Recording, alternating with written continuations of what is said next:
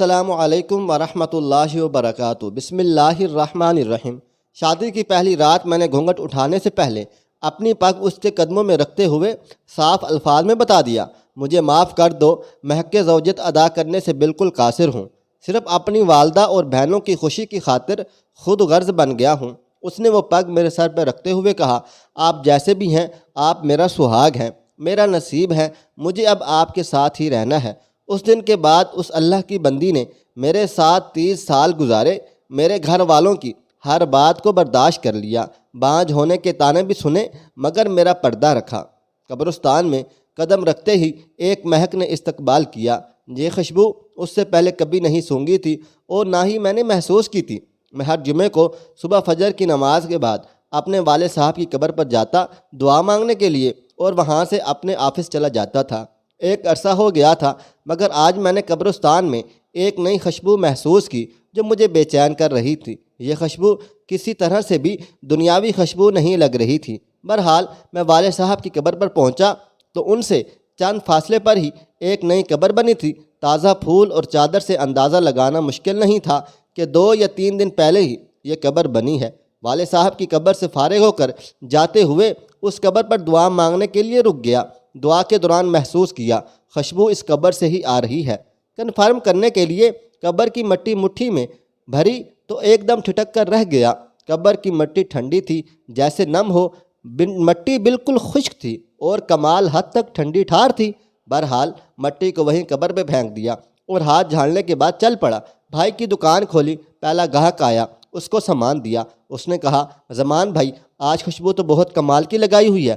خوشبو؟ کون سی خوشبو؟ اس نے کہا، زمان بھائی خوشبو آپ لگاتے ہو اور پوچھتے ہم سے ہو کون سی خوشبو، بہت بھلے مانس آدمی ہو آپ بھی۔ زمان بھائی یہ کہتے ہوئے وہ چل پڑا۔ میں نے جب اپنے ہاتھ کو سونگھا تو وہی خوشبو میرے ہاتھ سے بھی آ رہی تھی۔ تمام دن میں اس خوشبو کو محسوس کرتا رہا۔ ہاتھ دھونے کے بعد بھی میرا ہاتھ معطر رہا۔ اگلے دن ہفتے کو میں نہ چاہتے ہوئے قبرستان چلا گیا۔ والد صاحب کی قبر پر دعا کرنے کے بعد اس قبر پر دعا کی، کس کی قبر ہے یہ؟ کون ہے جو اس قدر نیک ہے، جس کی قبر ٹھنڈی اور خوشبودار ہے؟ ایسا کون سا عمل کر دیا کہ اتنا بڑا انعام پا لیا؟ اس بات نے مجھے بے چین سا کر دیا تھا۔ کورکن سے اس قبر کے متعلق پوچھا تو اس نے بتایا خاتون کی قبر ہے۔ یہ جان کر اور بھی حیرت ہو گئی کہ عورت کو اس قدر شاندار مقام کیسے ملا۔ اگلا دن اتوار تھا۔ دیر تک سونے کی عادت ہونے کے باوجود صبح فجر کی نماز کے وقت اٹھ کھڑا ہوا اور قبرستان روانہ ہو گیا۔ قبرستان میں داخل ہوا تو کیا دیکھتا ہوں، اسی خاتون کی قبر پر ایک بارش آدمی دعا کر رہا ہے۔ میں والد صاحب کی قبر پر دعا کرنے لگا۔ دعا کے بعد میں نے اس آدمی کی طرف دیکھا جو ابھی تک دعا مانگ رہا تھا۔ جیسے ہی وہ دعا سے فارغ ہوا تو باہر کی جانب چل پڑا۔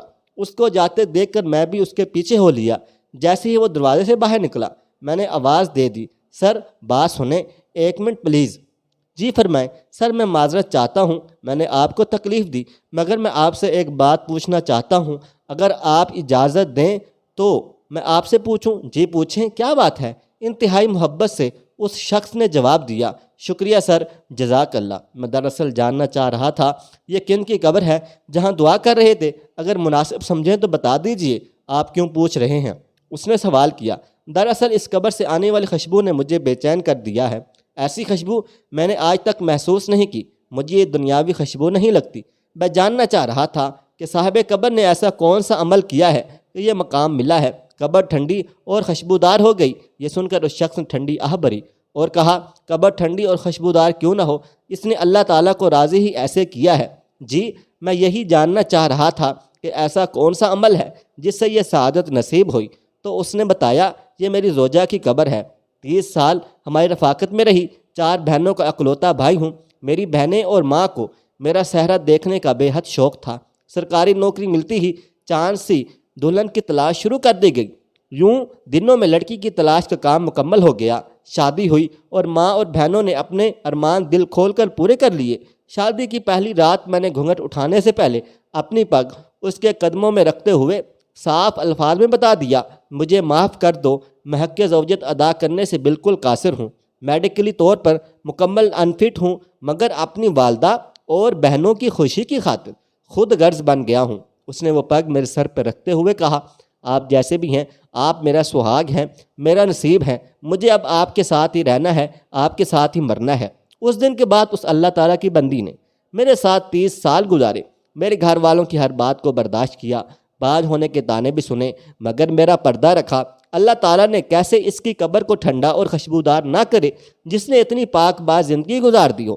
اس شخص کی تمام باتیں سن کر اس خاتون پر رشک آنے لگ گیا جس نے دنیا میں صبر کیا اور اعلیٰ مقام حاصل کر لیا۔ آج کل کے دور میں کچھ بھی حاصل کرنا کیا مشکل ہے۔ عورت مرد ذرا سے بیمار ہوں، حلال حرام کی تمیز کیے بغیر اپنے خواہشات کی تکمیل کے لیے کچھ بھی کر گزرتے ہیں۔ تھوڑا سا فرق لگنے پر بیوی شوہر کو کھری کھری سنا دیتی ہے، شوہر بیمار ہو تو تعلق تک استوار کر لیتی ہے۔ معاشرہ ایسی مثالوں سے بھرا پڑا ہے۔ صبر کا دامن ہم نے چھوڑ دیا ہے، سارا کوئی صرف دنیا میں ہی لینا چاہتے ہیں۔ آج کل کے معاشرے میں میاں بیوی میں بات بات پر لڑائی جھگڑا اور فسادات معمولی بن چکے ہیں۔ خدا کے لیے ایک دوسرے سے محبت کریں، آپس میں حسن سلوک رکھیں، اللہ تعالیٰ بھی ہم سے راضی ہو جائے گا۔ آخرت کی کوئی امید نہیں رکھتے ہیں، اللہ تعالیٰ ہمیں دین کو سمجھنے، اس پر عمل کرنے کی توفیق عطا فرمائے۔ آمین ثم آمین۔ مرد دونوں کو ایک دوسرے سے بڑھ چڑھ کر دین کے معاملے کو مضبوطی سے تھامنے کی ضرورت ہے۔ کیسی لگی ہماری آج کی کہانی؟ اپنی رائے کا اظہار ضرور کیجیے گا۔ دوستو، ویڈیو پسند آئی ہے اس ویڈیو کو لائک کریں، شیئر کریں۔ اگر آپ نے ابھی تک میرا چینل سبسکرائب نہیں کیا ہوا تو ابھی سبسکرائب کر لیں، ساتھ میں بیل آئیکن کو بھی ضرور پریس کر لیجیے گا تاکہ نئی اپلوڈ ہونے والی ہماری ویڈیوز کا نوٹیفیکیشن آپ کو بر وقت ملتا رہے۔ آپ مجھے اگلی ویڈیو تک اجازت دیں۔ اللہ حافظ۔